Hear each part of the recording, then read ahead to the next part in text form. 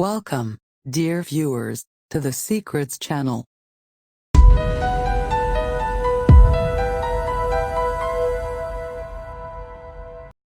The death toll from the coronavirus outbreak in mainland China has passed 1,018 people, health authorities announced early on Tuesday morning. The daily number of deaths from the virus has also topped 100 for the first time as the contagion continues to spread. Though more offices and stores in China have reopened after the extended Lunar New Year break, many people appear to be staying at home. Public health authorities are watching closely to see whether workers returning to cities and business resuming worsens the spread of the virus. Another 108 deaths were reported over the previous 24 hours, the National Health Commission said in a daily update. That increased the total to 1,016 deaths, well beyond the toll taken by the 2002 to 2003 outbreak of SARS, which comes from the same family of coronaviruses as the current deadly pathogen. Newly confirmed cases fell slightly to 2,478 from 3,062 the day before, bringing the total to 42,638 on the mainland, some of whom have since been cured and released from the hospital. The outbreak's persistence is dimming optimism that the near quarantine of around 60 million people, and other disease control measures might be working.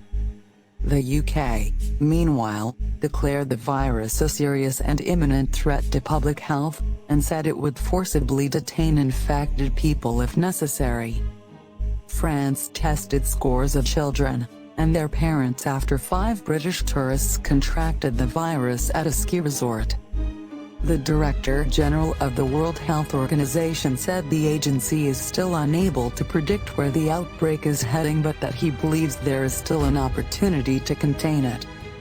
In recent days, we have seen some concerning instances of onward transmission from people with no travel history to China, like the cases reported in France yesterday, and the UK today, said Tedros Adhanom Ghebreyesus. The detection of the small number of cases could be the spark that becomes a bigger fire, but for now, it's only a spark. In Beijing, there were few signs of activity. The capital's broad avenues were largely free of traffic and thousands of rental bikes stood in long ranks with hardly a customer. Tourist attractions such as the Forbidden City remained closed, as did schools, and many people worked from home, hoping to avoid crowds. Iris Key, who works for an advertising company, said she plans to wait until next week to go back to the office. "We just need to have a little more sense of self-protection," said Key.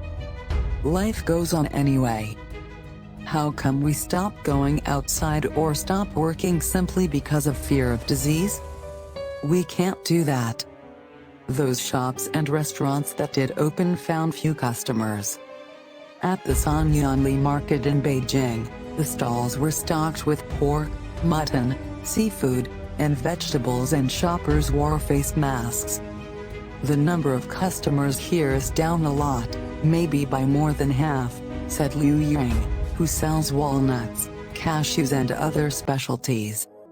"But you can see a lot of people calling in orders, so we're slowly getting busy again."